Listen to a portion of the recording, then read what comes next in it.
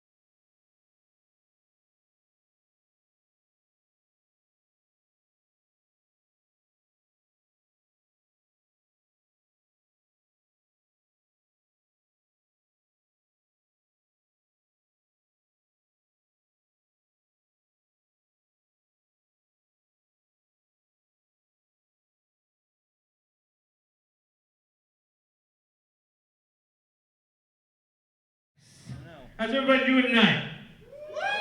Yeah? Welcome to SecKC October, 2019? Yeah, all right. Who is, of all of you, is this your first time here? Yeah, we got a couple? You're a liar. Anybody else? Yeah? Okay, well, this is your first time, you're in the right place. Ginsberg here is going to give us a run through 101 and get us started, kind of the standard what to do and what not to do at SecKC and what to expect. So, without any further ado, let's have a round of applause. What's up, SecKC? Hi, I can't see a fucking one of you. It's too damn bright.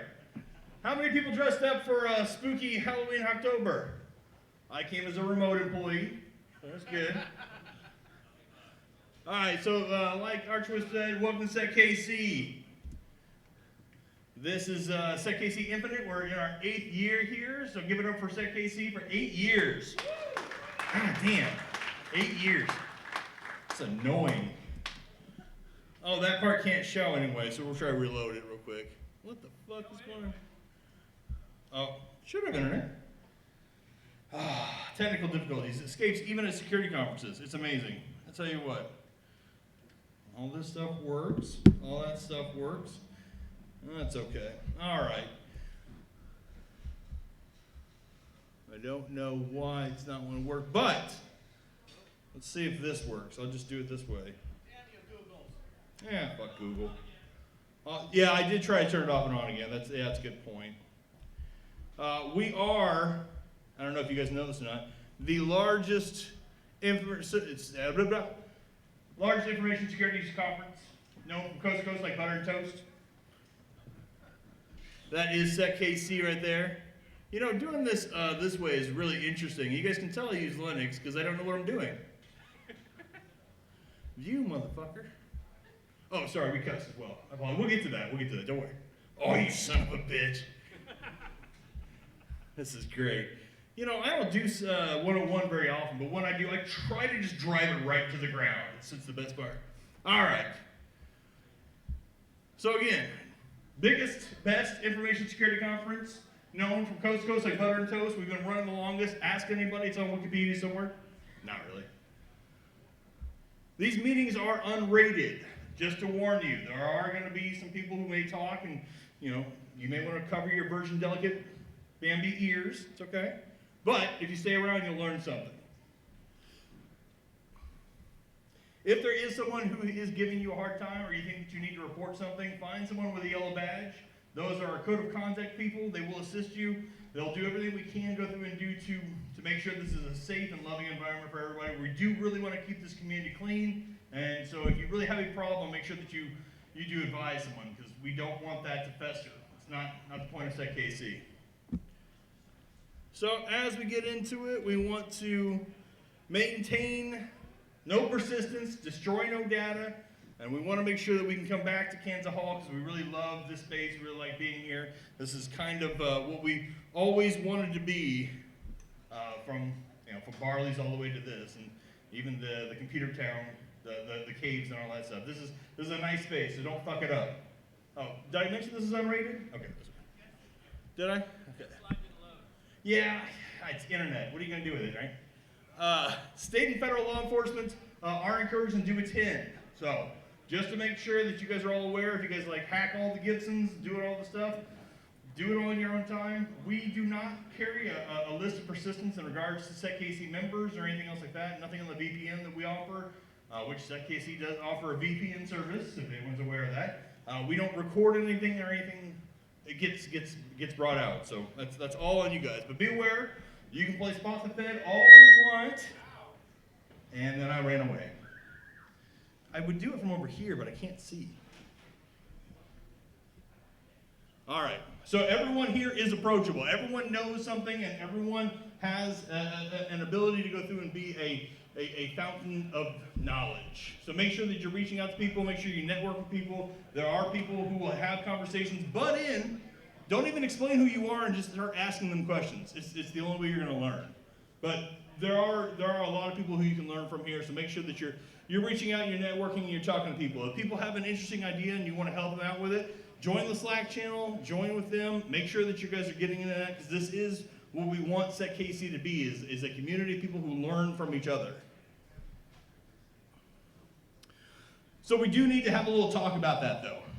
There are people who are going to be here, and everyone who is at SecKC should be at SecKC. There are non-technical people who will be here, and there are technical people who will be here. You don't know which ones are which, so don't ask, hey, are you here with somebody's girlfriend or boyfriend? Because that doesn't make sense. Everyone here belongs here. End of fucking sentence. So just make sure, as we're all trying to get along in this community, that we're not underpinning anybody or making light of anyone else's technical knowledge or non-technical knowledge, because you just look like an asshole. Woo! Again, we want to make sure that we teach and learn from others. We want to challenge ideas and not the people. If you think someone's idea is not the greatest, that's fine. You can ask questions, but if you belittle them just to belittle them, that's not something that we actually encourage here. So, again, learn from everybody, make sure that you can ask questions, but that's it. Don't attack the people, attack the idea. Make it stronger. Poke holes in that. Just like me operating the slide. Yeah. This is a very important slide because we want to make sure that the people who come here are able to hear the talks that we provide for SecKC. I think at this point we've got talks scheduled all the way out until February or March of next year. So we do have a backlog of people that want to come here and want to raise ideas. They want to go through and demo their talks here. They want to make sure that people are responding and they're getting feedback. So if we have a whole bunch of people who are talking during their talk, we're going to tell you shut the fuck up. And there's even a wall for that now. Everyone see the boulevard wall? Behind the boulevard wall is the shut the fuck up zone. So if you want to go and talk, awesome, no problem, have at it. But not during someone else's talk up here. So what's that wall back there again? The shut the fuck up wall! Thank you. Welcome. I appreciate that. All right, so SecKC has been around for 8 years, and the way that we normally did it with robots, we're out of money for robots, now we need volunteers. That's just okay. We do need volunteers to keep this operation going. We have had some amazing people who have helped out with 101, who have done a lot of things like giving talks, who work the merch booth, who help with the pizza, who help with the monitoring, the social media, everything like that. So if you want to be involved with SecKC, there's a place for you. Just make sure you join the Slack channel, contact somebody with a yellow badge, or just reach out to Archwist over here and he'll give you a job. But we do love the volunteers, and we really appreciate everyone who's ever volunteered and the sponsors. So for a second here, can we give it up for the sponsors and the volunteers? Because they're awesome. Like Joel. You guys met Joel? He's awesome. Be the change you want to see. Like I said, if you have a talk, if there's something you want to do better, we have workshops coming up in January. If you want to go through and maybe look at a workshop that you want to give, or if there's a talk you want to give, or if you want to be part of the Code of Contact group and you want to wear a yellow badge to help out, do it, because we can't survive in this without help from the group.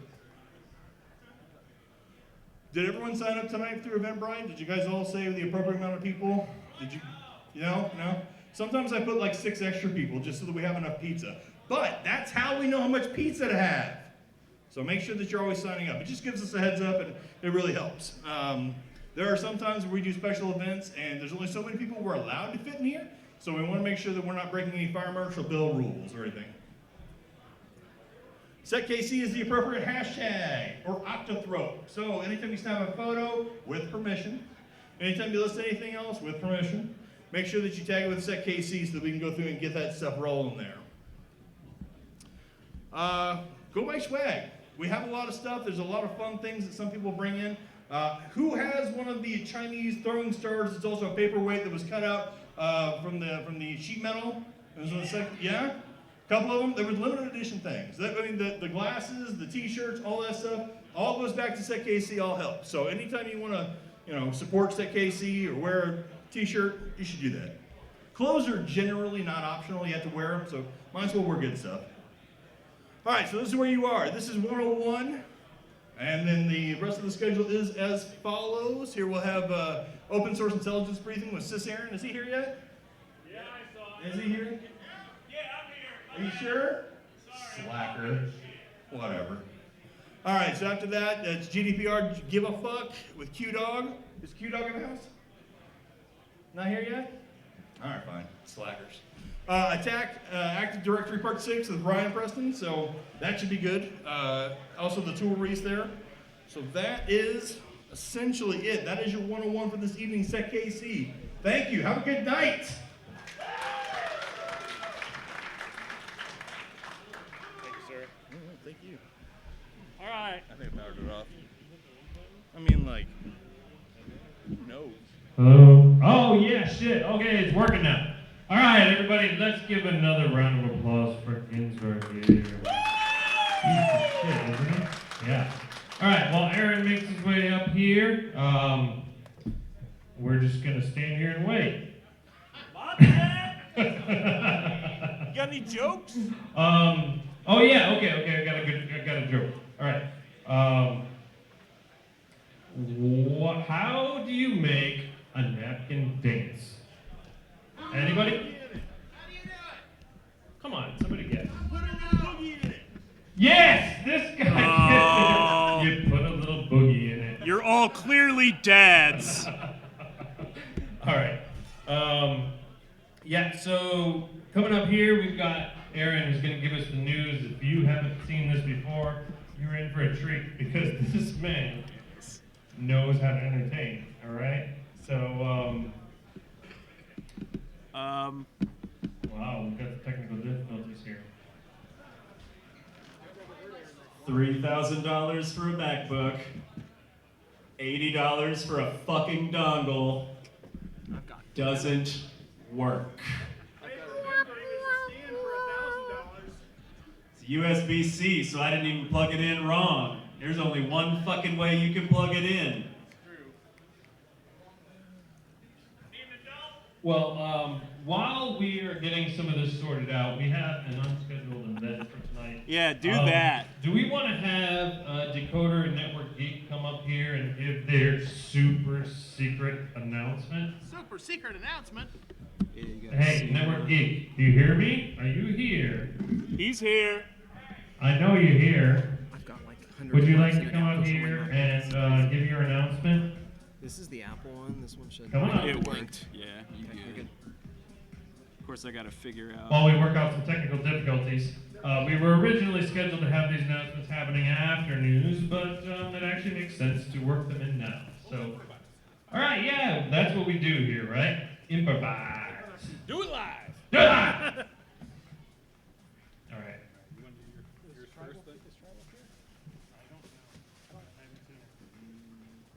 Is Tribal here? I don't think she is yet. Well, she missed out.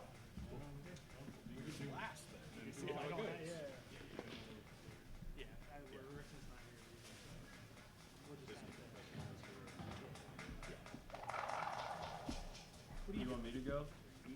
Are you Yeah, ready? I guess I am. All right, go ahead. All right, well, sounds like Aaron is back in business, so Aaron strikes again. we're We going to appreciate it, buddy. re-improvise. And let's give it a round of applause for Aaron giving us the news. I do this every month. Let's give Arch a round of applause for that fucking hat. That's fucking beautiful. Seriously. All right. So those of you that don't know me or haven't seen this, that's what this is. We're going to talk about the shit that's happened between last meeting and this meeting. I got 15 seconds to talk about each thing. 10 minutes total. It's a lot of fun. I cuss a lot and I mess up my words.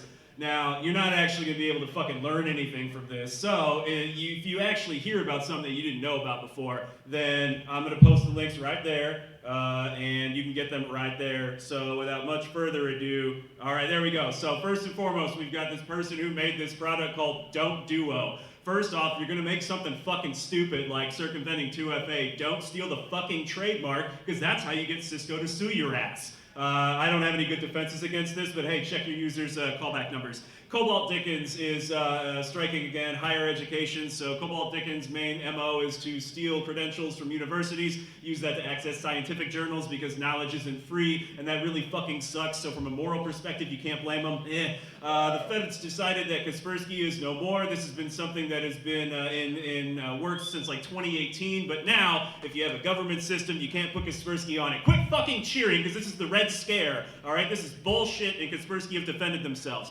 My Payroll HR is some cloud payroll firm that, I guess pays your employees money, except that they don't now, and what they've done is they've stolen $35 million and have left a whole bunch of companies high and dry. It's real fucked up. Brought it over, like CEO put it in his, anyway, Coalfire fucked up. They got hired to do a pen test of some Iowa courthouse. I don't know. I thought you guys just had corn, no quartz. But anyway, they got in trouble because they apparently overstepped the scope, so that's still in works. Chrome and Firefox are introducing DNS over HTTPS, which is fucking awesome for user privacy, but it's fucking stupid for enterprise defenders. So that's going to be a lot of fun for all of us who have to work.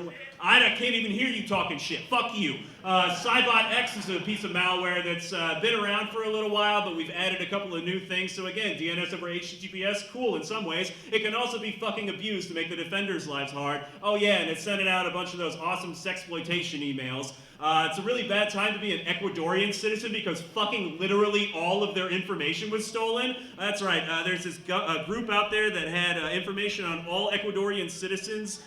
They didn't take this down. 20 million individuals impacted by this. And a little bit of better news, we've got Wi-Fi 6. The good news here is that we're not calling it by the alphabet fucking soup anymore. We just decided, you know what, let's give it numbers. So Wi-Fi AX is its technical term. Anyway, it's going to use WPA3 by default because no one's found any problems with that, right?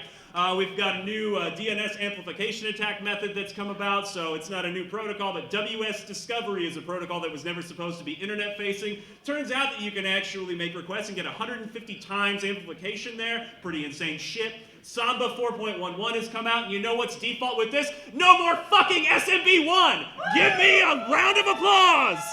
Yeah! Fuck SMB1, and if you're still using it, quit being a part of the goddamn problem and fix it! All right, there we go. So, turns out we had an interesting theft from a voter check-in area in Atlanta. Someone stole the laptop that contains all of these voters' information, but they didn't know what they fucking stole. This was like a crackhead theft-style thing. So, oops, got some really sensitive information. Didn't mean to.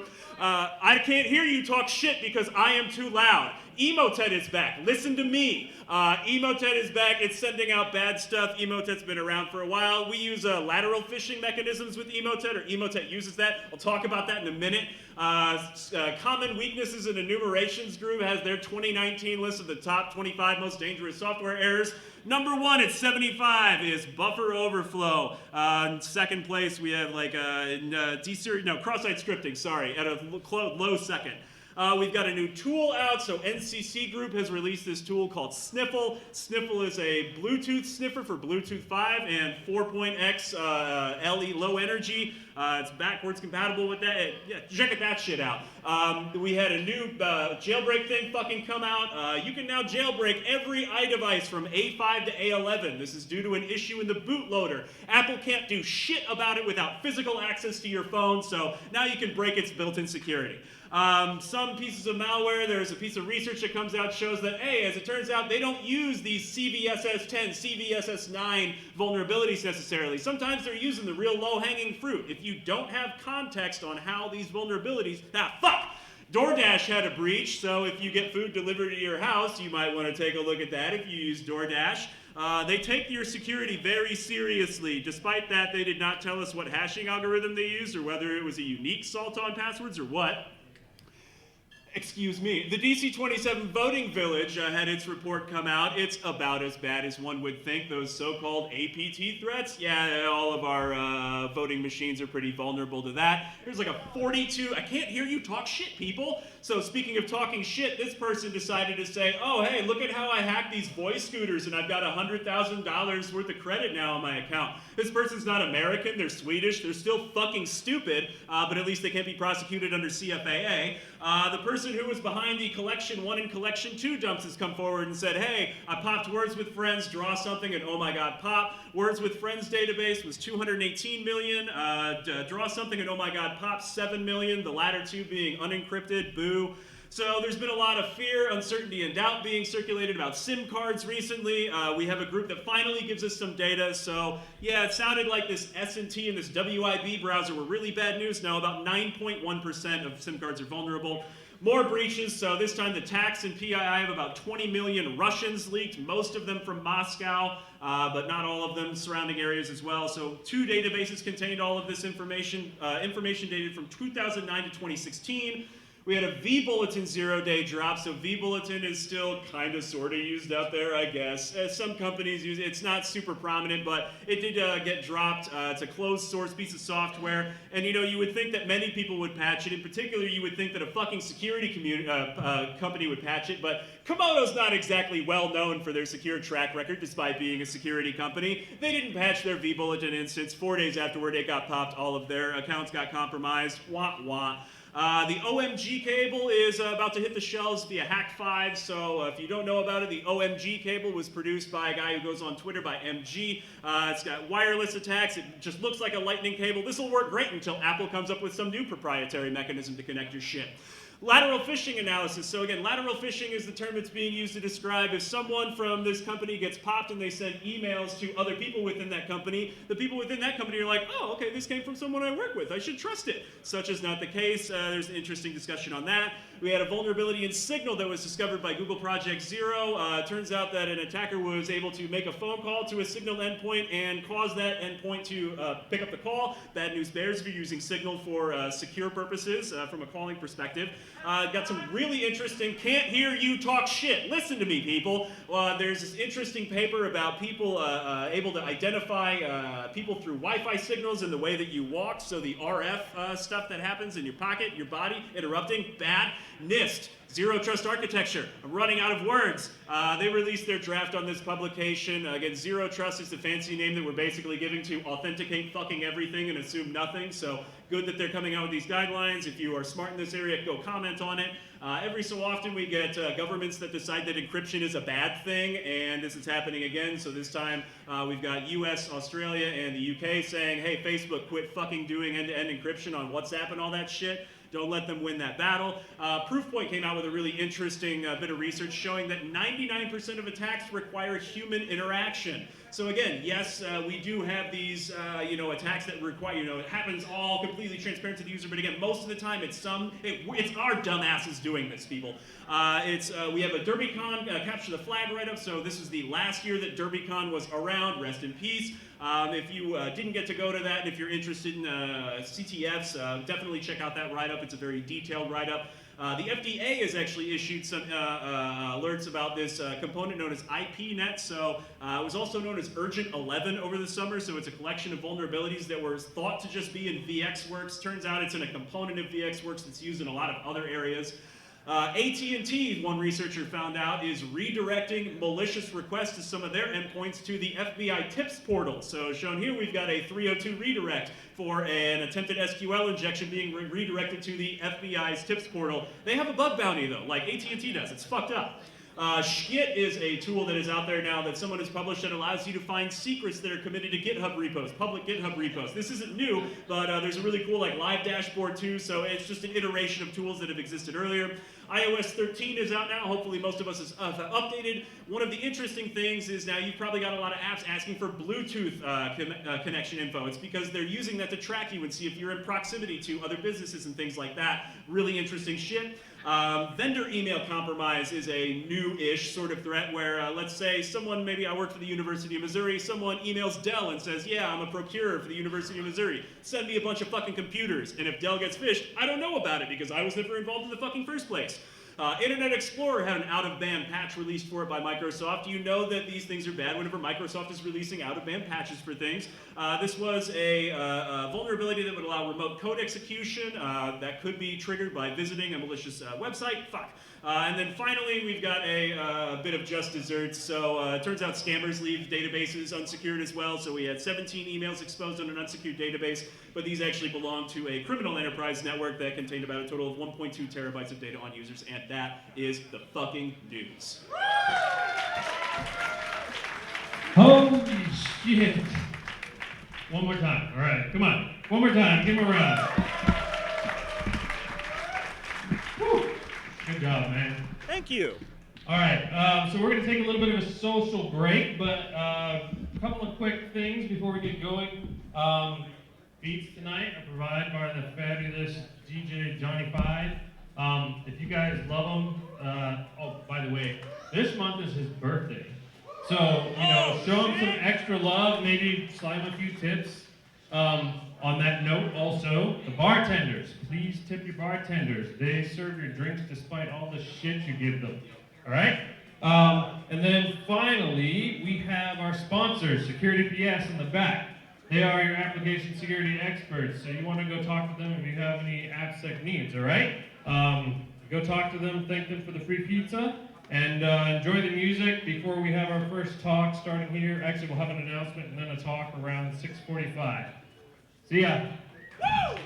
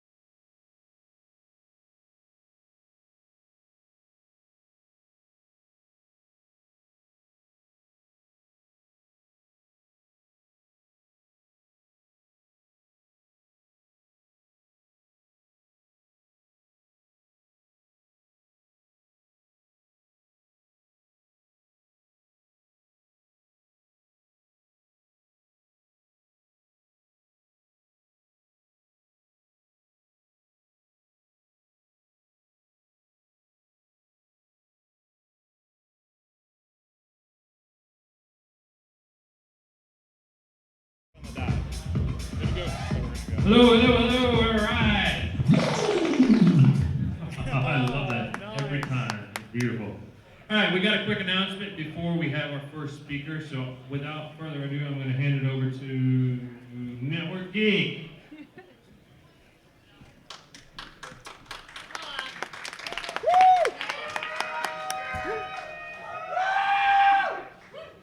Who went to the SecKC, the World Party this year?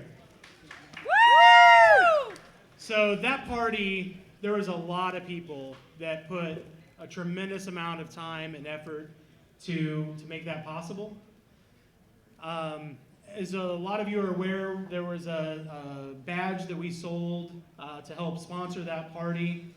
We kind of talked it over with the team, and we decided to make a special kind of award to kind of recognize someone who kind of went above and beyond supporting that. That person was Triwolf. This is scam right So this is the stencil that we actually used to lay out all of those all of the SAOs. So we wanted to give that to you. Thank you for your work. Thank you. I appreciate it. You guys scam me. No. Yeah, she's already signed up for No. next year. No more fucking parties. Pretty sure she's a lifer at this point. Besides KC, I'm throwing that one. So my name's Stan Connor. I'm Decoder98 on Slack. Some of you know me, some of you don't. But one of the founding members here at SecKC. I've been here for almost 8 years. And in that time, I've had a great opportunity to observe some of the great volunteers that we have. And really, they are the lifeblood of this organization. And you know, I think some of those guys deserve a little recognition. I agree. So we've got some SecKC Spirit Awards to give away this year. Woo! And the first recipient for the SecKC Spirit Award for 2019 is Codex Mafia. Can we get Codex Mafia to the stage, please?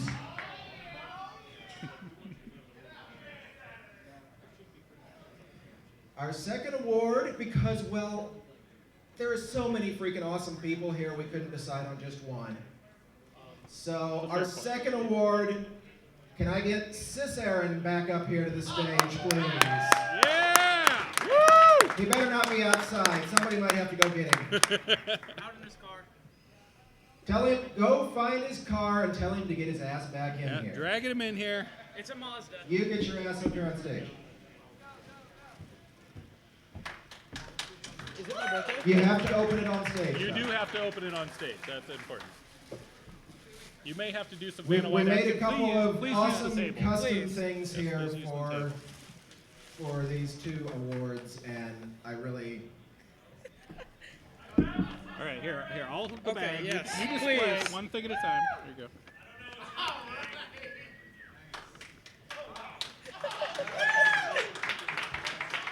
Oh, that is baller. Most Valuable Hacker 2019. And That is a hockey jersey. presenting the SecKC Spirit Award for First, what? Yeah. SecKC Spirit Award for Codex Mafia with our circuit board design, care of J. Ferg, presented for outstanding service. Thank you. The metal piece is attached to the stand. Oh.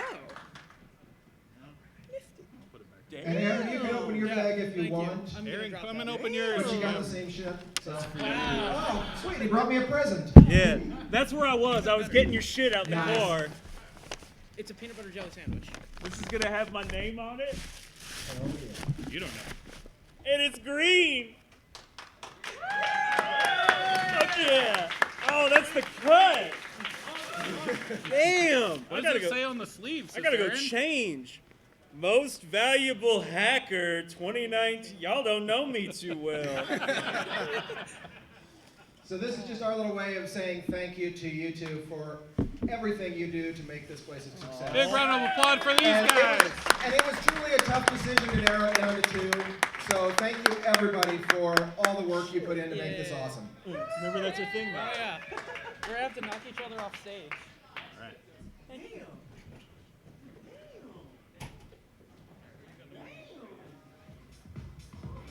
All right. Somebody gives mic. Okay, here we go. Sorry, Johnny. You don't get to play again for a little while. Up next, we have Q-Dog. This is Mr. Commander Riker. The expert of GDPR, or at least the closest expert that we have around here, right? So everybody give a round of applause for Q-Dog here. You got your mic working? Good? Yeah, sounds like you got Fancy some sound. microphone. All right, GDPR expert. There's like a bunch of memes. It's like I had $1 every time said they were a GDPR expert. Nobody. All right, how's it going, guys? Good, awesome. Kind of a sparse turnout today, so I told Nathan, I was like, I hope that has nothing to do with the first talk being about what might normally be considered pretty boring legal mumbo jumbo. So I promise it's not, and it's gonna be cool if I can get it pulled up here. It's just more intimate now. Great. I know, right? So technology woes, gotta love it. My computer is not like this aspect ratio, and I don't know where my mouse is. There it is. All right.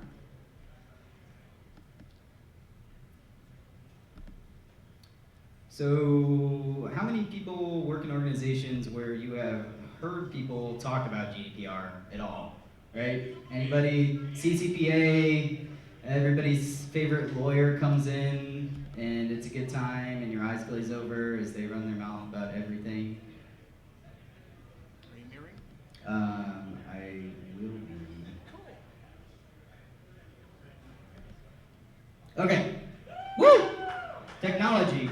All right. So the name of this talk is GDPR CCPA, and since we're moving on with the alphabet soup of initializers, I went ahead and threw a GAF on the end, which stands for give a fuck, which a lot of people don't, but we're going to try and make it interesting here. So GDPR stands for the General Data Protection and Regulation, and CCPA is the California Consumer Privacy Act. And basically, all you guys need to know here, what we're going to go through, is how you should be treating your data in your organization so you don't get pwned with fines related to these things. So the first slide is just a little disclaimer, right? I'm not a lawyer. I don't pretend to be a lawyer. I don't want to be a lawyer. Anything I'm going to say is just going to be general guidance for you guys based on things that I've learned based in my job. So I am the Information Data Security Manager, Data Protection Manager for a local marketing analytics firm here in Overland Park. So that's where I've learned all of this, and hopefully we can relate it to you. Endless sea of red tape is what people think about when they think about these regulations, and we're going to dispel that here. So GDPR, like I said, is the General Data Protection Regulation. Where is it established? For the European Union. When it came into force in May 25th of 2018, and why? Because reasons. Because everyone's data is being harvested everywhere, and nobody's having any type of consequences for the organizations or regulations or rules about what they're doing with that data.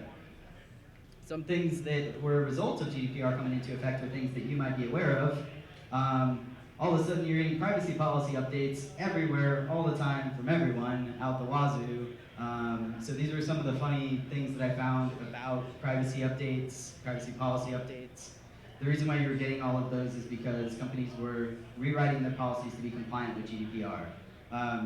You will want to be doing that within your own organization, maybe not for GDPR or even CCPA, but chances are you're going to end up becoming subject to one of these regulations. So revisiting your privacy policies is a good idea. The next one is cookies. All of a sudden you go onto a website and they have to tell you, hey, by the way, we use cookies. And you're like, I visited this website 20 times last month and I never saw this banner. This is why. This is a hilarious comic about cookies. And basically what's happening there is that those organizations, when you visit their website, have to disclose to you that they're collecting tracking information about your behavior.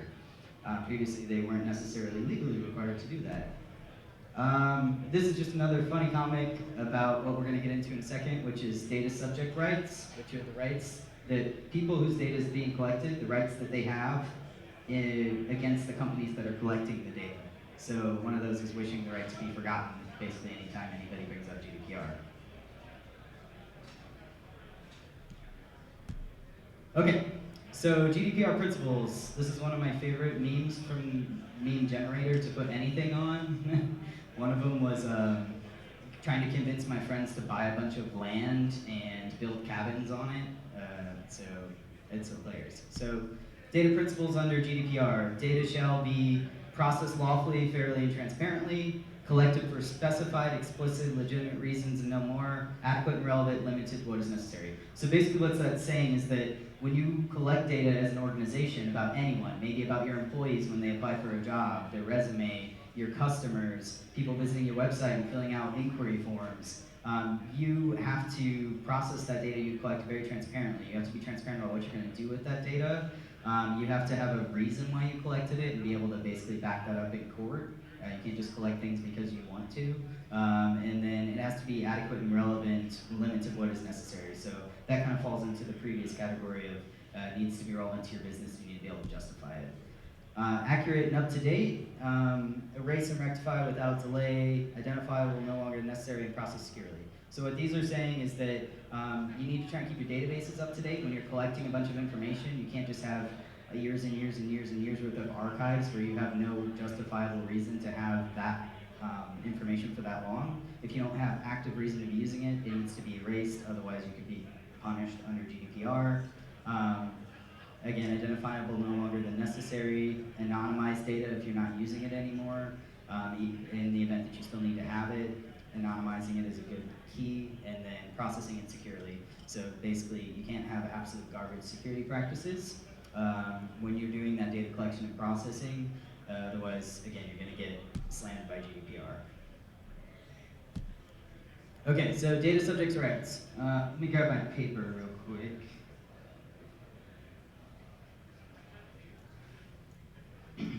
So basically, these are the rights that, as someone whose data is, let's say your data is being collected, what kind of rights do you have against these companies that might be collecting the data, and how can you act those rights against the company?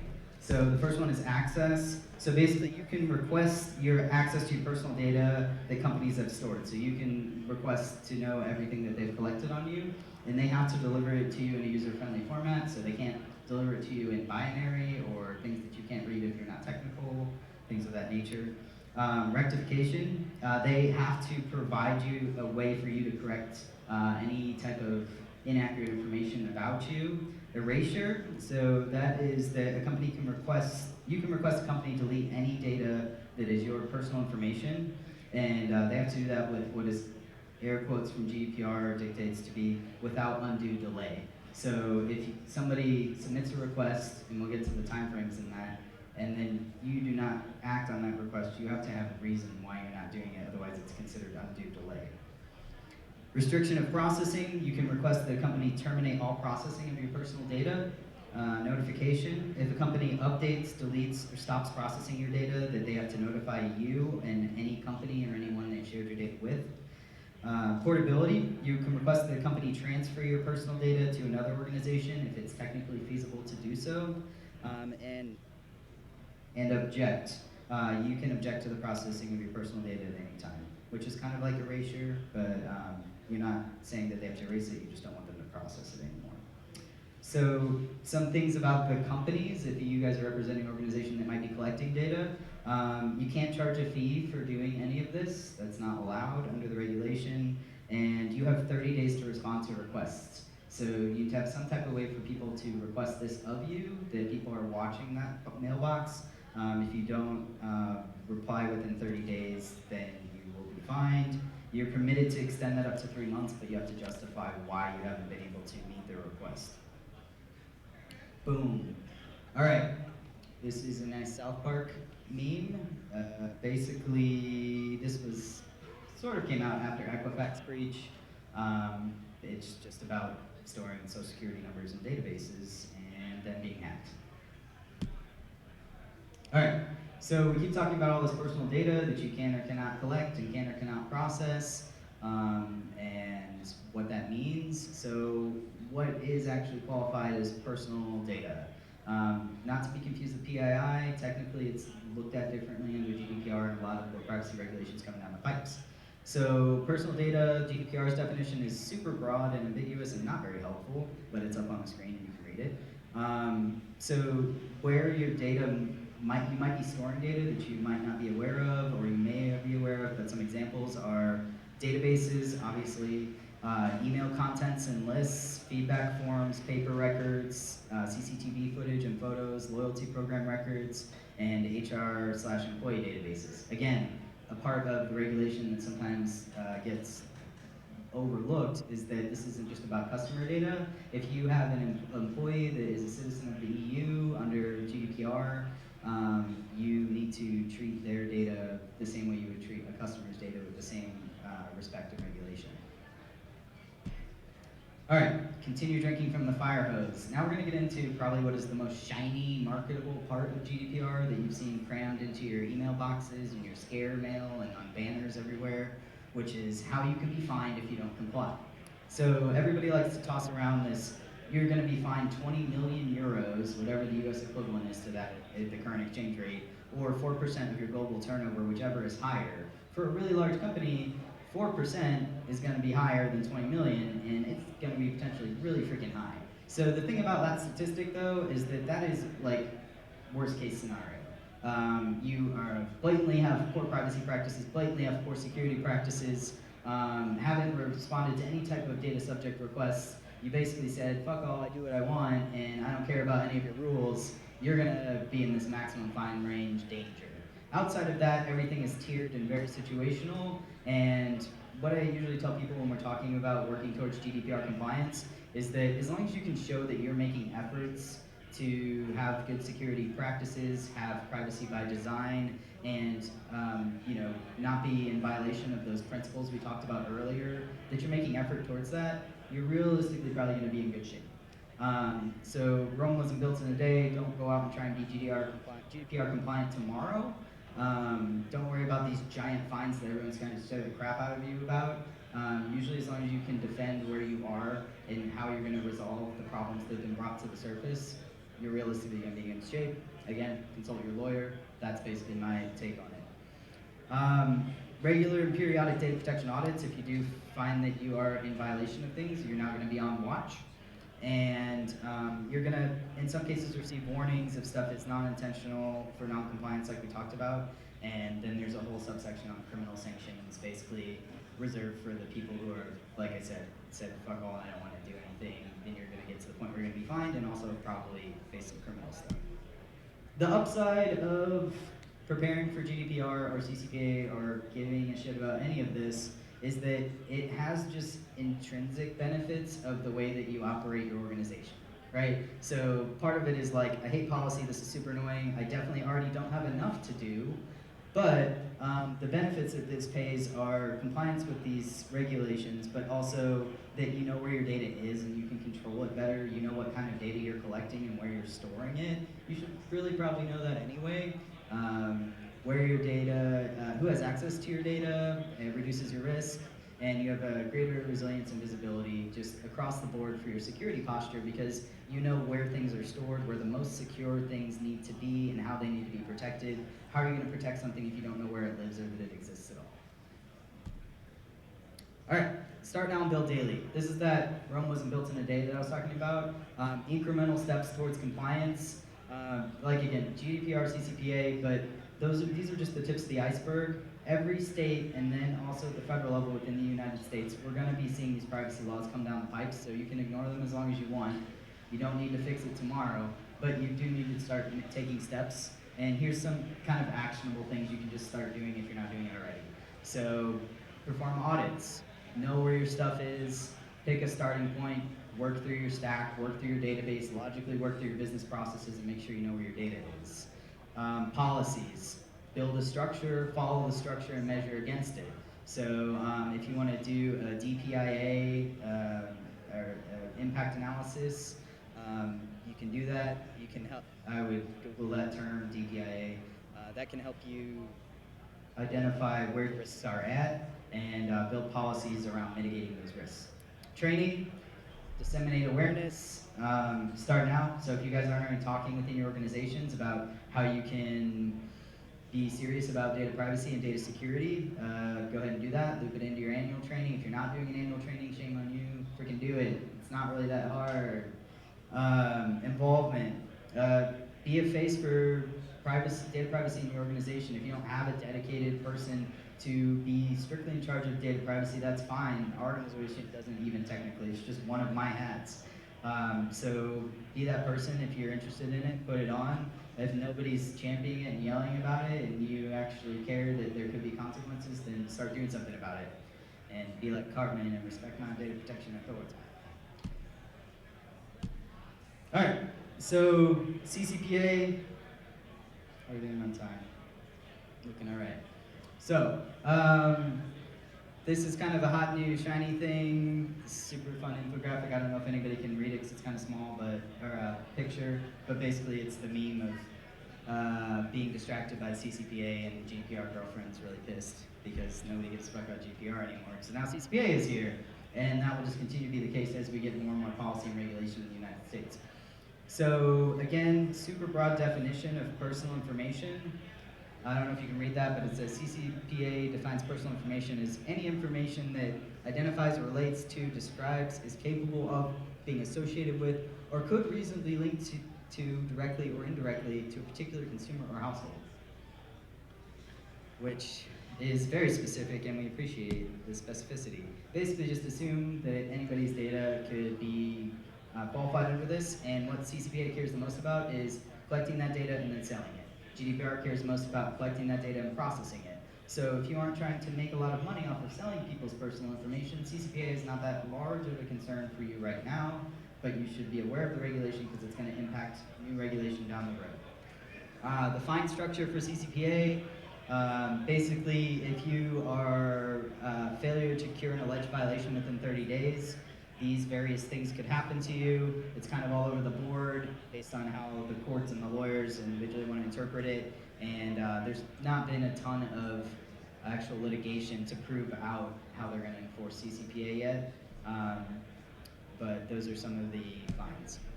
So this is the biggest thing about CCPA that I didn't know at first that was super eye-opening to me. There's basically this little flow chart of understanding whether it even freaking applies to you. First of all, only relevant for residents of California as far as people's data who you're collecting. Now, if you are a business collecting that data, doesn't necessarily mean you automatically are subject to CCPA. You have to meet these qualifications. So you have to be a for-profit entity. So automatically, right off the gate, nonprofits, CCPA, not your problem right now. Collects personal information, so you have to do that. You have to determine the purpose and means of the processing. Does the business do you do business in California? And the biggest thing is your revenue. So annual gross revenue of less than $25 million doesn't apply to you. Annual revenue so selling of personal information, $50,000 of consumers, 50,000 consumers annually, then it would apply to you, even if you made less than 25 million, sorry. So if you are processing more than 50,000 individuals' personal information annually, then even if you didn't meet the income qualification, you would still qualify under CCPA and being subject to it. And then you have to derive 50% of your annual revenue from the sale of personal information. So obviously those are stacked in an OR category. If you don't meet any of those, then you don't realistically need to worry about CCPA right now. If you meet one of them, you do, and but only if that person's data, if they're a resident of California. So, Ron Burgundy. That was a lot of information really quickly. We tried to do our best to keep it concise just because this is not this is kind of a dry subject. But at the end of the day, I think some of the big takeaways I want to leave you guys with from me as personal notes is that there currently is no actual actual GDPR certification for an organization. So if somebody comes to you and says, I can make you GDPR certified or CCPA certified, it's not a real thing. Those bodies have not issued any type of certifications where you can be like, you are GDPR certified, good job. There are some third-party certifications that if you meet them, some of the ISO 27001 and other things where if you meet them, you're gonna get a lot of the GDPR stuff out of the way, but there is no official GDPR certification. Same thing goes for training. You know, if you are a Cisco certified engineer or this or that, there is no certified GDPR expert. So if anybody comes to you and says they're GDPR certified, they're probably don't want to do business with them because they're blowing smoke and grass. So here's some helpful resources. ecomply.io. So this is basically a website you can do a subscription to. I think their base plan is like $250 for the year, and it walks you through a pretty intuitive UI where you input the information and it will generate the privacy forms that you need to be able to supply for GDPR compliance if you were to be audited. And as you walk through it, it's going to ask you different questions about what you're doing within your organization, and it's going to point out areas where you're going to be out of compliance. And it generates all these beautiful reports, and it's super easy. And if this is something where your organization is wanting to come into compliance, but they're like, oh my good lord, I don't want to spend all our annual revenue paying our lawyers, slash I don't even have anybody to research this because everybody else is already busy, but you are concerned about being in compliance, a tool like eComply might be something you want to look into. It can become somebody's secondary task outside of their already primary role to kind of figure out where you guys are as far as compliance. This HTTPS GDPR info.eu, this is a website put on by Intersoft Consulting. Basically, this has all 99 articles of the regulation, but it's searchable, it's hyperlinked, it's just a very interactive way to go through the regulation documents, which are surprisingly not all in super legalese to where you wouldn't be able to read them.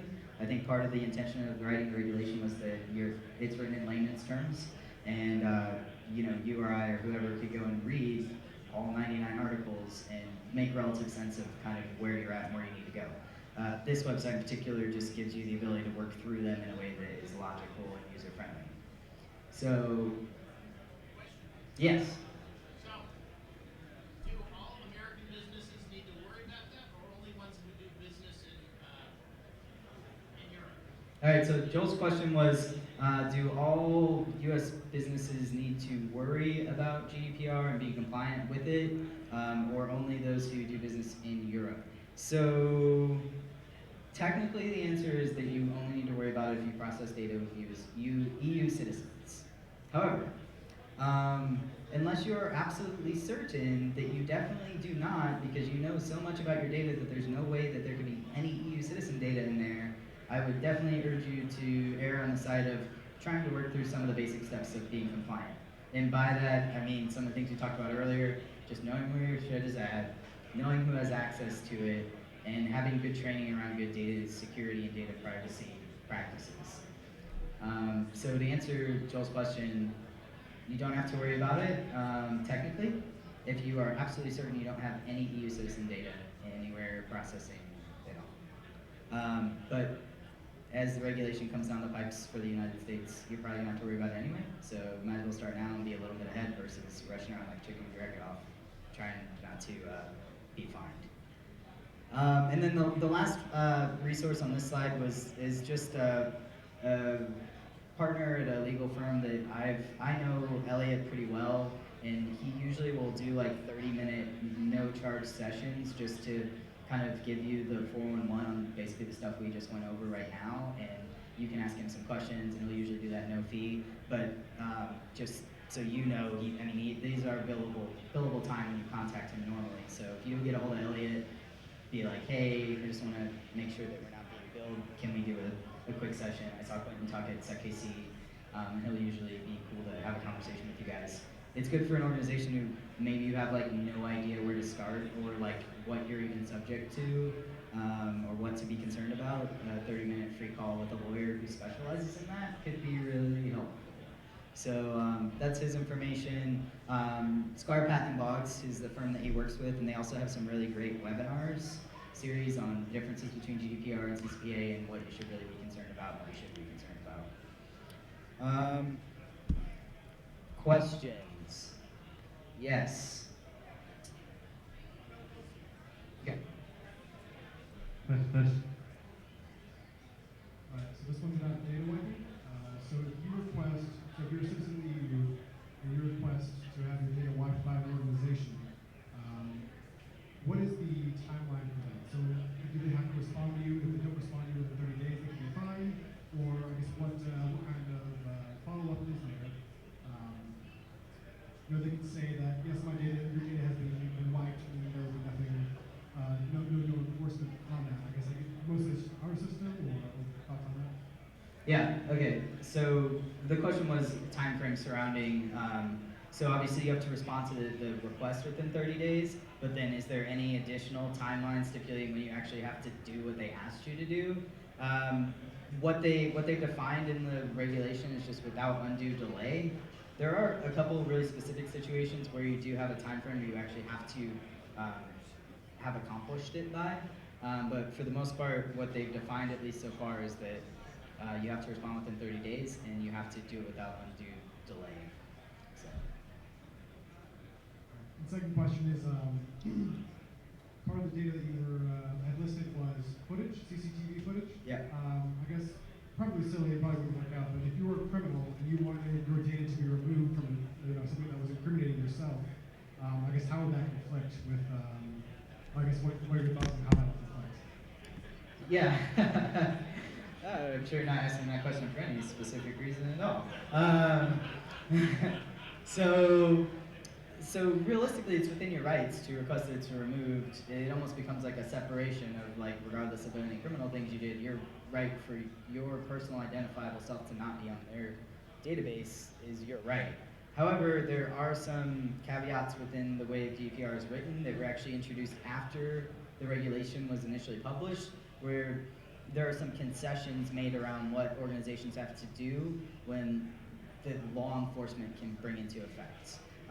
So I can't really speak on this specifically just because I'm not super knowledgeable, but basically, theoretically, it's your right to have your stuff removed from their database, CCTV footage, what have you.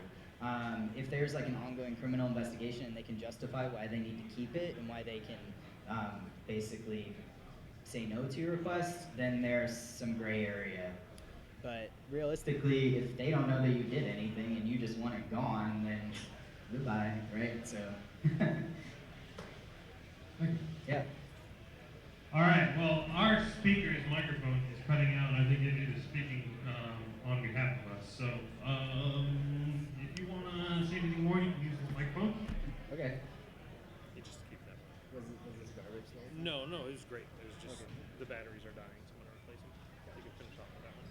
Cool. All right. So, just to finish out, I think I had a couple extra notes in here.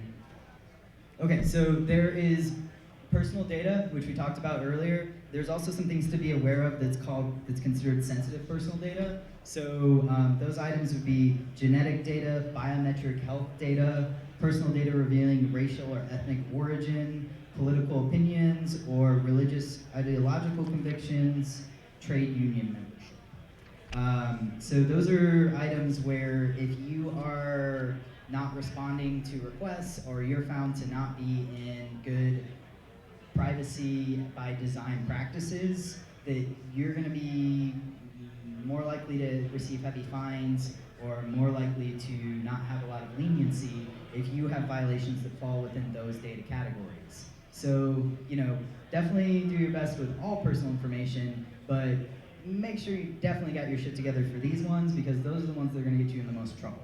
So those are considered sensitive personal data subjects or items. Some examples of personal data, which, because we talked about where it could be found, but some examples might be telephone, credit card, phone number, date of birth, account data, appearance, so eye color, weight, characteristic traits, workplace information, education information, salary, taxes, location data, online identifier. So online identifier is obviously kind of where some of that cookie stuff comes into play. Being puppeted over here. Okay, go ahead. Oh, we have to turn it back on. Yep, it's on. No? Nothing? Up, up. Test, test, 1, 2. Talking to that. Hey. Figure it out. You guys turn in the. There you go. We got. All right. Yeah, there you Cool. go. This is the first go around for this kind of mic apparently, so we're guinea pigging for days. I think that's about all I got. If you guys have questions about this stuff later, let me know. You don't have to be a rocket scientist. It's not that hard. Just start making good decisions about where you're sharing your data and how you're acting on it, and you're a good part of the way there. Don't listen to people that tell you to blatantly ignore it, because those are the people that are going to get you in trouble. So that's about all I got. Hopefully this was mildly interesting at the very least. Yeah!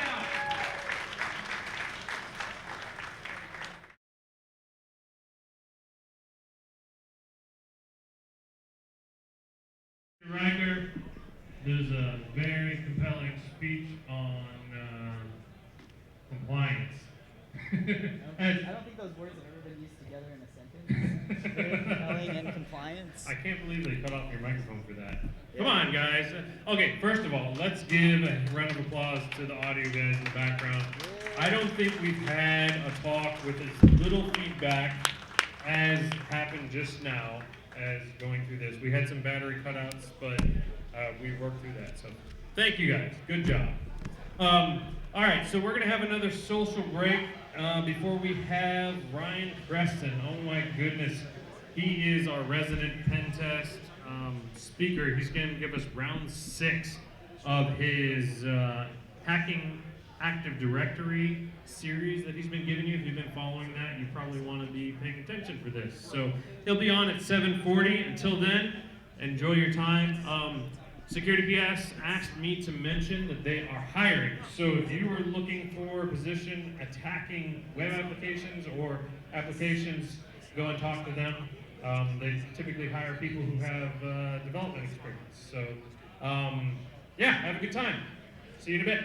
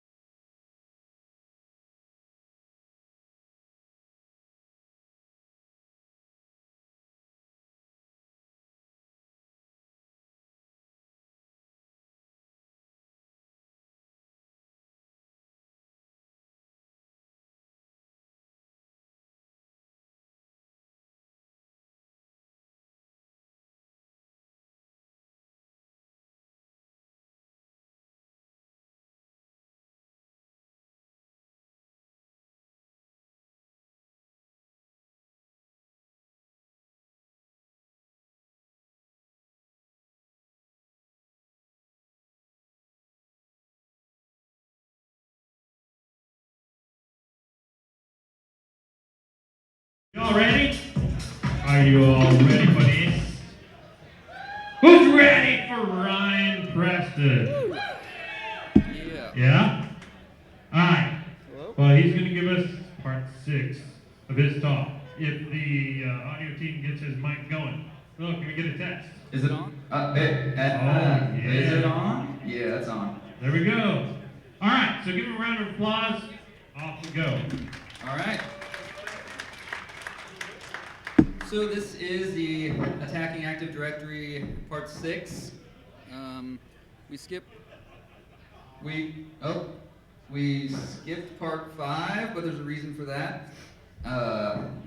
This might have a little bit of some dated vulnerabilities in here. This was a long time coming, but some of those will probably still work, and I know several of them definitely still work. Okay.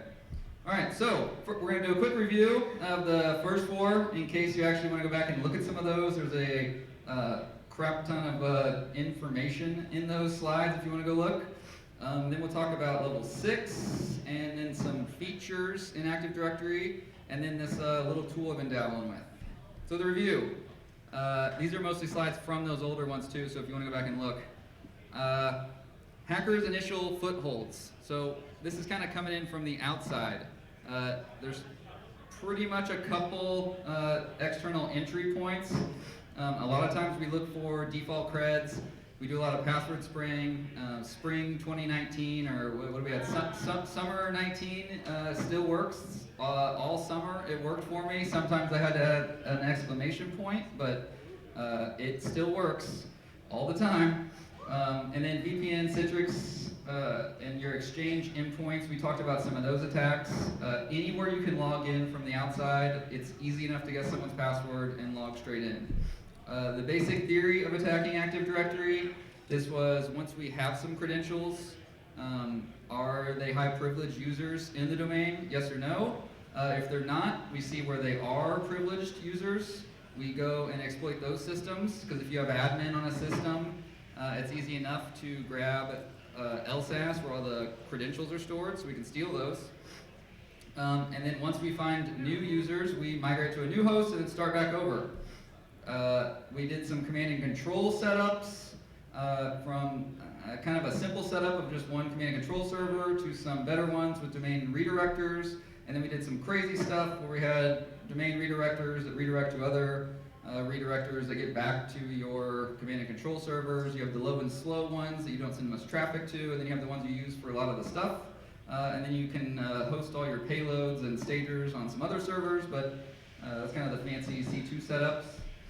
We talked about host enumeration at the local host level of what we're trying to find on every box, and then we talked about the network enumeration, what we're looking at on the network itself. I attempted to explain ACLs, DACLs, SACLs, and ACEs, and some delegation stuff, which a little bit of that will come into play today. Then we talked about Bloodhound and Sharphound. It's an amazing tool. We use it to map out all those hidden relationships in Active Directory, where we try to find out where this user does have local admin privileges, or are they part of a group that has RDP access to these set of machines? There's a lot of nested groups and users that got nested into groups that got nested into other groups and have been there for 10 years. We followed some attacking Active Directory attack paths, where Bob has a session on one box, and so do John and Alice. Well, Bob's an admin on that first box, so he can jump in, steal the credentials for Alice and John.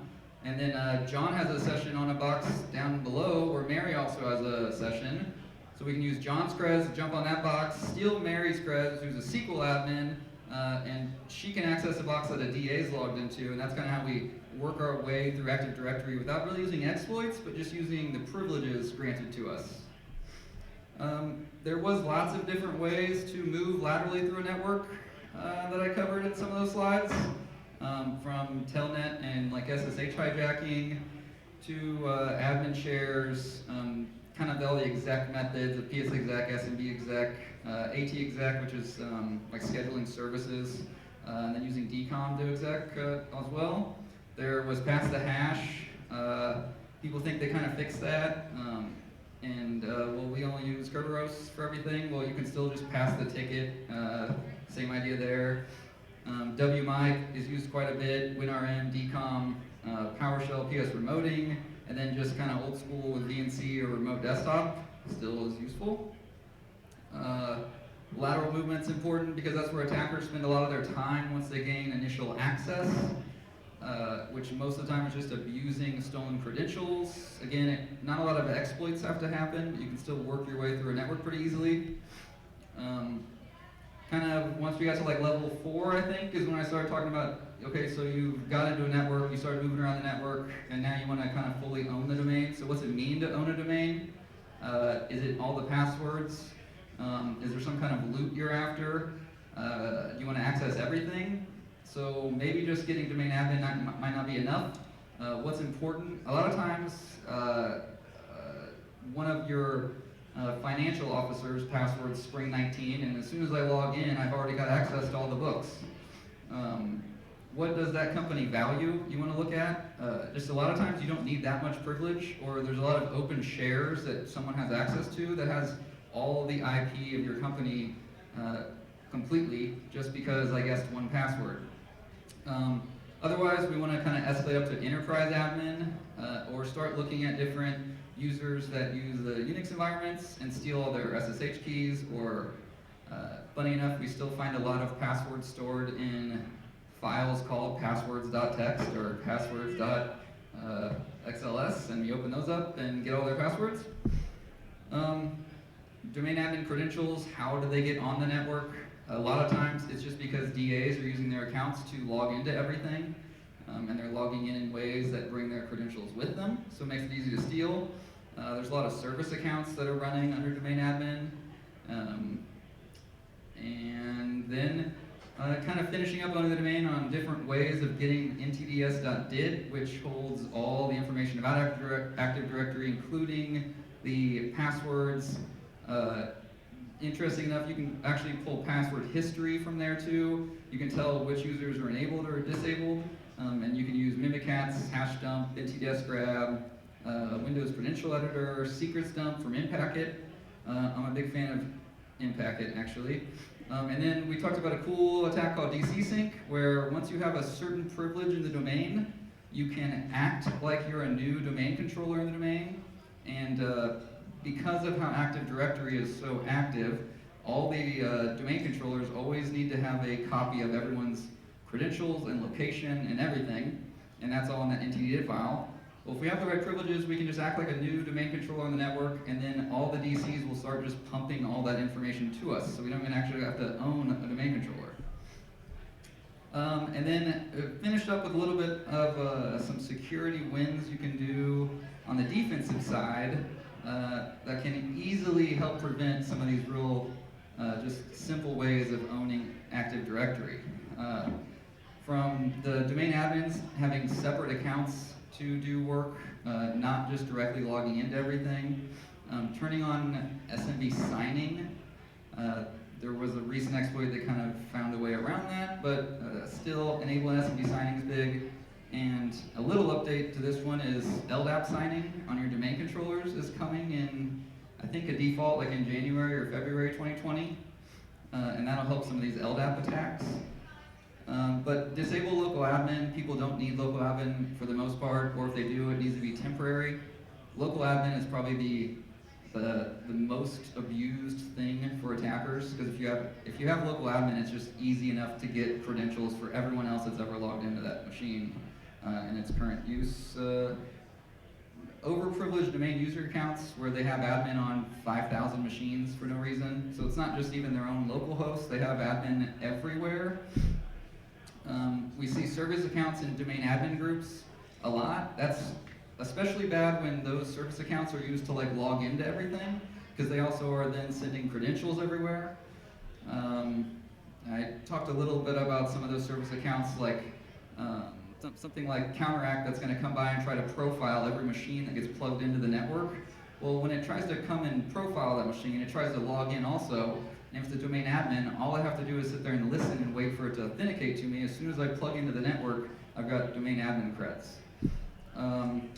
We talked about different ways of preventing and storing those credentials and to reduce those privileged group members. And then one that's super easy and can be done on the outside is just turn on multi-factor everywhere that you have a login. It's super simple. It doesn't matter if all your executives want to use Spring 19 at this point, because at least once I get their account, it prompts me for multi-factor, and that becomes a lot more tricky to get past. So that was the recap for attacking Active Directory. I was gonna do some like C2 updates, but that's not that exciting. There's a lot of new C2 frameworks coming out, and a lot of this, they're all compiled now. Most of them are using C#. I think last year was like the year of the C2 or something, because there was like 9 or 10 new ones announced and put out there. A lot of these, the point of them is that they provide the backend framework, and they expect all the attackers now to come up with and compile their own agents so that they all look different on all the endpoints. And that's also kind of to mask the traffic and everything. But I won't get into that because I want to talk about a couple attacks that are left here still. One that I really get a lot of traction with involves IPv6. So IPv6 on most people's networks is not disabled. It's usually just not even thought about or touched. Windows actually prefers IPv6 to do everything. Specific to us, it's preferred as the protocol for DNS, but one thing that's great is that Windows requests IPv6 configurations from the network by default about every 30 seconds. So if you look on a network, you'll see DHCPv6 network requests just always being paged out to the network. But what we can do, since a lot of people have started fixing those responder type attacks, so we don't have the same MBS and LLMNR poisoning attacks we did, is we can use a little tool called Man-in-the-Middle 6. This was released by Fox IT. Essentially what it does is all the computers on like the local network you're on, the LLMNR broadcast protocols there. So like your /24, all those Windows machines are constantly asking for an IPv6 configuration. What this tool does is it just starts responding to all those requests saying, here's a configuration, but we don't really have a full configuration. We just provide an IPv6 DNS address that is our attacking machine. And this one's really fun to run because as soon as you fire up Man-in-the-Middle 6, almost every computer on that /24 just attaches to you instantly. It's also built with a little bit of safety protection because you're like, okay, well that's going to wreck a network, right? Because now all DNS is going to be going through your host. But it's got some real like well done time to live values in there so that as soon as I kill the tool, within 5 minutes, like that whole configuration's gone. And you can like target specific hosts if you want to or whatever. But the main thing is that it replies to those DHCPv6 messages with our IPv6 address, and now the victim's account, it asks for IPv6, then the victim's account now has its DNS set up with our host. What that means is that we can do those responder type attacks. There was a little bit where Microsoft kind of thought they would fix the WPAD type responder attacks. So WPAD is the Windows proxy auto detection. The server holding WPAD.dat would first try DNS and then fail over to LLMNR if it didn't have one. A lot of times people don't set that file up. So the attackers would respond to the request for WPAD, which is another default that Microsoft's always, your Windows hosts are always looking for, should I be using a proxy first before I make a request? What the attackers do is they go, here's my file, but since it's a file, you need to authenticate to me to request that file, because that's how Windows just works. If you send a file request between two computers, it's always going to send its creds with it. And Microsoft released MS16 a while ago that was meant to mitigate this attack. So it kind of just has two rules that we have to get by. The first one is that WPAD is no longer requested via those LMNR, MBTS, local link broadcast protocols, only via DNS. But we've already got that one checked off because we've taken over the DNS. The second one is the authentication does not occur automatically anymore, so it would pop like a prompt up if that was going to happen. But we found a way around that as well. So the location of WPAD, only over DNS, we don't need to worry about that anymore because we are controlling DNS. The authentication thing though is we're going to first respond with a valid WPAD file with the attacker's machine set as the proxy. So we're going to tell those boxes looking for WPAD that they're, hey, we're the proxy. Then we're going to say, when they make their first request, we're going to reply with a 407 saying, this proxy requires authentication, send me your creds. And in IE in Chrome, by default, it will automatically do that. If you ever looked at like internet settings, you probably have automatically detect these things set up. Instead of like choose a proxy server, set up specific credentials. It's probably set to just automatically detect, and that's kind of the issue. It happens in Firefox as well. There's a setting you can configure to make it not happen, so it actually will prompt for the creds instead of automatically sending them, but it sends it automatically. So that gets us around both of those kind of restrictions they put out, and so that's why this man-in-the-middle 6 tool is kind of so awesome, is because it instantly gives you creds on the network for almost every box on your /24. So back to the attack, and how relay attacks work. That's kind of the most likely scenario, what you're going to do with these. We do our man-in-the-middle 6 ownage on some host. Next time that victim tries to authenticate, it's going to, instead of going to whatever box it wanted to go to, it's going to go to us. What we're going to do is we're going to take that, the relay attacks are detailed in I think the second or third one, but we're going to either relay that message to another host, and we can actually change their original request. So if they were just trying to grab a file, we're going to replace that with, hey, give me a command shell, and then we're going to pass it on to another machine that they're local admin on, and then basically when they make any request, it'll just give us a shell on our target machine.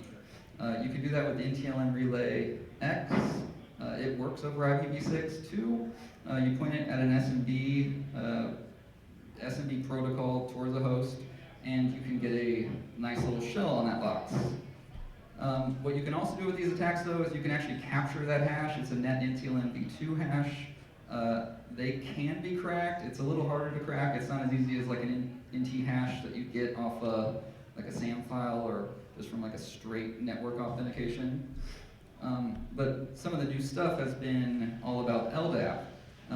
You can point this at a DC, and since I have a valid credential, I can point to the DC and ask it for things like all the users, all the hosts, all the groups they're in, all the ACLs and DACLs and SACLs, kind of like what you get from Bloodhound like output. And you can do this through a relay now. You can also, depending on that user's privileges, LDAP, since it controls a lot of Active Directory and can interact with a lot of the Active Directory objects, you can attempt to do things like add a domain admin. Some of the ACL attacks look at, it will automatically check your privileges and see if you have write or read privileges on certain objects and descriptors. So if I have write privileges on a tier 0 account, I can maybe add myself to the domain admins group. You can maybe escalate a user. That's one of the built-in features on NTLM Relay now. So if I give it a user that I want to escalate that I do have control of, or it's a new person I built, if I get the right creds relayed that have those permissions, it'll add me to the domain admins group. You can also add a new computer to the domain, and you can delegate access on a relay computer to a target account. So those were the IPv6 ones. I bet that works on your home network. That tool is really easy to install too. It's in pip, so you can just pip install man-in-the-middle 6, and then you can just type man-in-the-middle 6, enter without anything, and it'll start responding to all DNS requests, and you'll see just instantly all these hosts start connecting to you. And then you combine that with the NTLM Relay X, and it's like instant domain ownage. And it's been a lot of fun, especially when people think they've got like responder stuff blocked. Next up, we've got some features of Active Directory. These are a little bit older now, but maybe still relevant.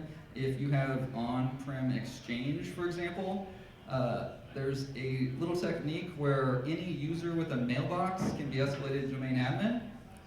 This has to do with 3 different vulnerabilities kind of in this whole attack scenario. The first one has to do with Exchange servers. When you stand up a new Exchange server, it has some default privileges that are a little strong. So it's part of the Exchange Windows permission group. This group has a write DACL on the domain object itself, like the whole domain in AD. That means we can kind of do anything we want to the domain to Active Directory there. So we can maybe like give ourselves DC sync rights and be able to DC sync, something like that. They can be used in relay attacks, and this is kind of due to Exchange server's authentication feature. Someone at ZDI figured out that Exchange would authenticate to an arbitrary URL via its push subscription feature. Those guys over at Secure Auth Corp, who write Impacket and all those tools, Dirk Jan specifically, came up with the Priv Exchange tool. So you can take NTLM relay, point it at the nearest domain controller, and tell it to do any of its ACL attacks. In this one, I'm just telling it to escalate user wannabe admin. You use Priv Exchange.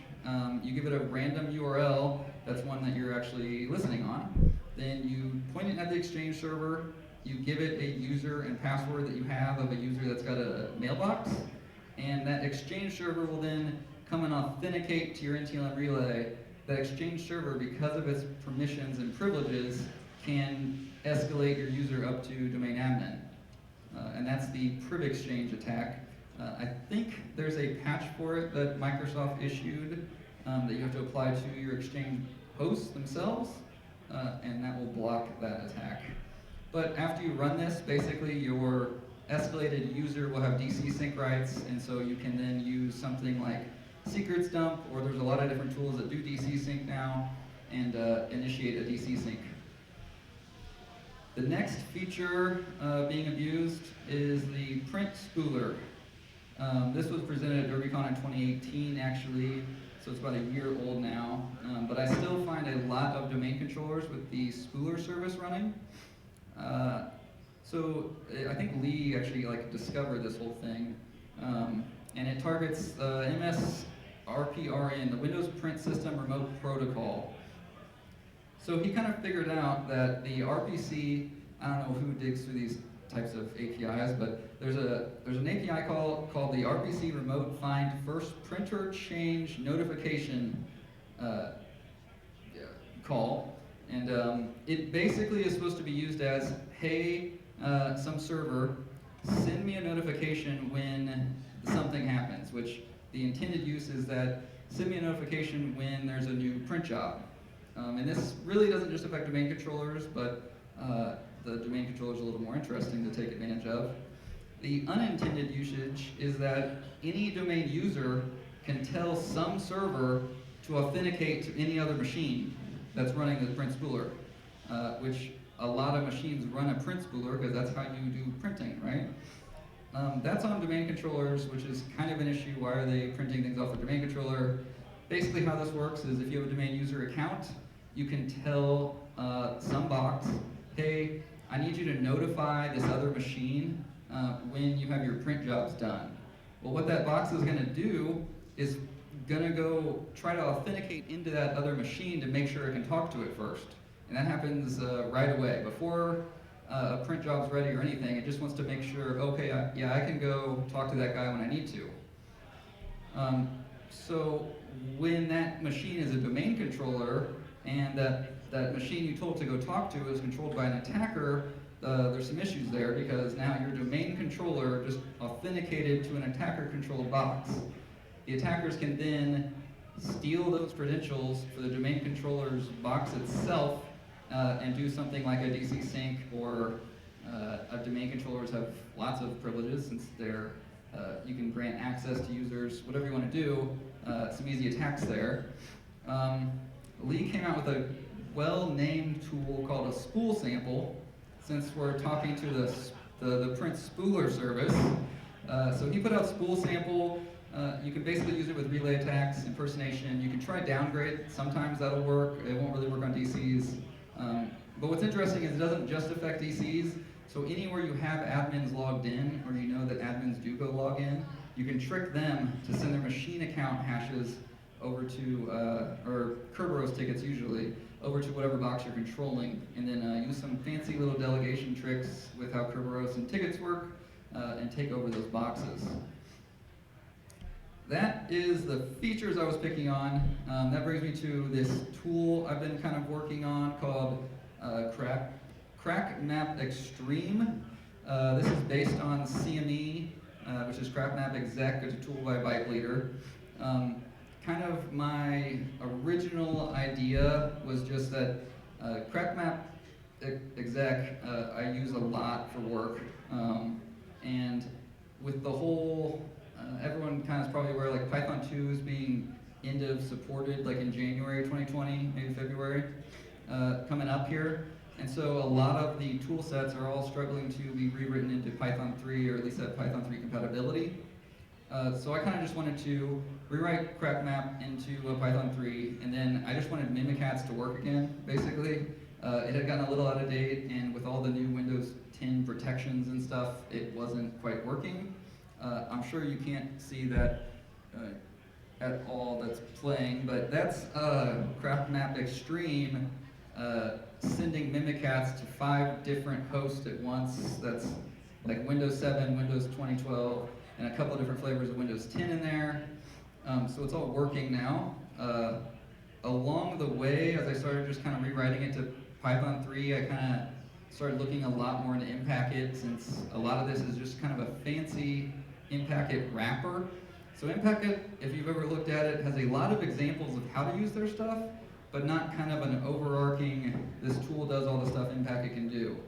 And Impacket is pretty much every Windows API and protocol and interface all written into Python so that you can interact with any Windows host and do anything in Python.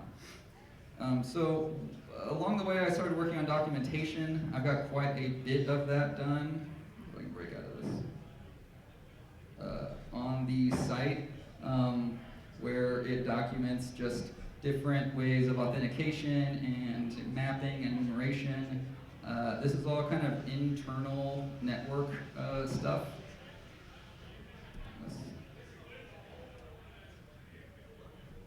So documentation was big, and also a lot more of the code is commented now, as well as kind of updated for some new Python 3 things. I also wanted it to be able to run on Windows, as well as Kali and Mac, so it will run on everything now too. We added some smart stuff a little bit, and some of these features are kind of in progress. It's definitely a rough cut still. Quite a bit of it works, but I've just had so many ideas as I've been going through. There's a lot of new stuff going in. So one of the new things that's really fun is once you're inside a network and you have maybe one set of creds, but they're not really that good, or that user has no admin privileges anywhere, instead of just dumping all the users and spraying passwords, because we have a valid user account, we can actually get the password policy and get the status of every account in the network. So we can do some smart spraying attacks, where basically we can ask for every domain account that's got more than one password attempt left before it's locked out, and spray those accounts. So you can kind of turn on spraying in a way that won't lock any accounts out by default. Some of the things I'm looking at adding are attack tracking, so it will tell you if you haven't ran a certain module yet on a host, because there's been quite a few database updates, and that's where some of the database feels where it's got like tab completion and drop down list too now when you're in the database looking at things. So if you're trying to search for a host, it'll tab complete that host name out, things like that. We removed the need for third-party submodules. There was a ton of submodules that had to get installed when you installed Crack Map, and I wanted to get rid of those. So most of those were either integrated directly or just kind of rewritten for Python 3. And then just because of digging more into in-packet, there's a ton of in-packet functionality. Like one is that you can now get interactive shells on boxes with CrackMap Extreme. So you can point at any box, and if you have admin creds, you can just get a remote shell on it if you can't figure out some command that you need to run. We can pull NTDS history and the account status for everybody. We can enable and disable services. We can make registry calls and edits. Something that's coming, just because in-packet can do it, is Kerber roasting, so we can do all the Kerber roasting sprays without ever actually getting onto another box. All we need is like one set of creds. I made some grouped modules, so if you want to do all that hosting we had talked about in some of those early AD talks, you can run a host recon module that will then dump all of the disks, logged on users, accounts you can have access to, like their tickets. It will pull if it's dual homed or not, and then it's the same way with like the domain recon, and then there's like a total recon one that basically is going to enumerate the entire network, pull all the computers and users and locations of everyone, all just in one module. Some of the remote UAC stuff hangs people up a lot when they're trying to use a lot of these tools. Remote UAC kind of prevents local admin accounts from being able to authenticate to a host. And this will go in and make the registry edits to, you can query it and see what the status is. You can tell it to fix UAC so that I can remotely log in. And then you can also just check the status on like a whole host of networks and their registry settings. There's a lot more there. It's all documented, and then a lot more to come.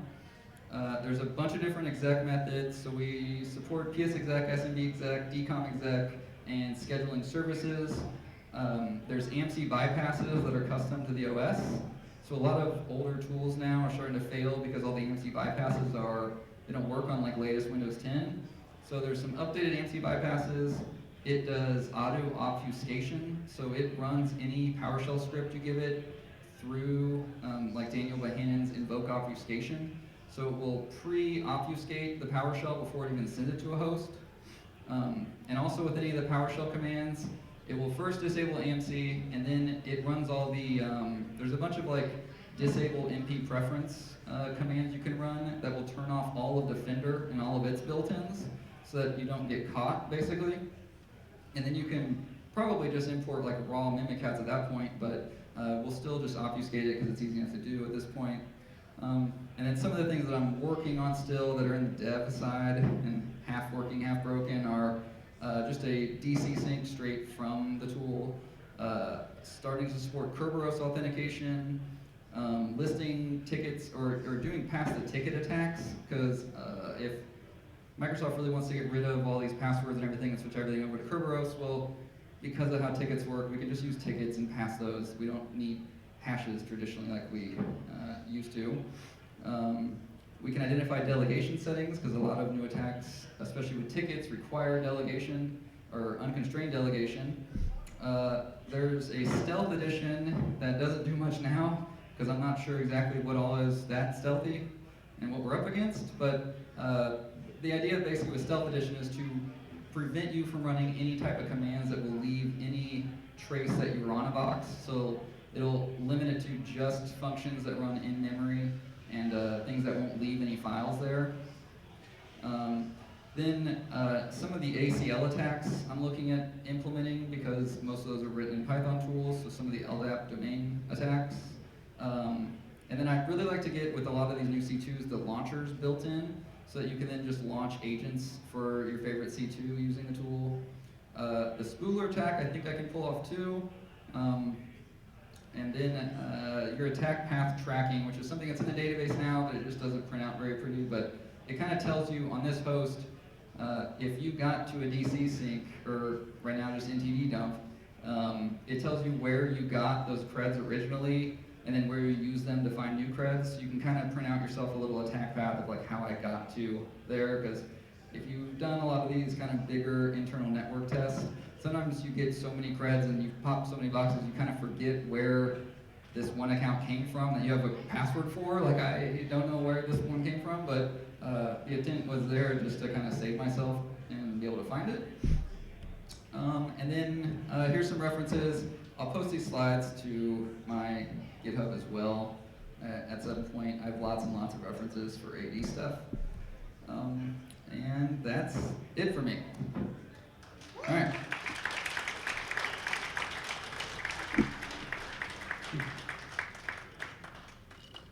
And I want to do a little shout out. I don't think he's here, but someone who took my how to get started in bug bounty class, using the XSS tool I was using, found a $10,000 XSS for a bug bounty. They got paid out for it.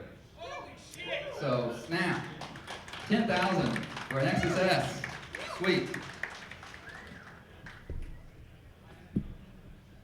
Yeah, I'm done. That's it. Thanks.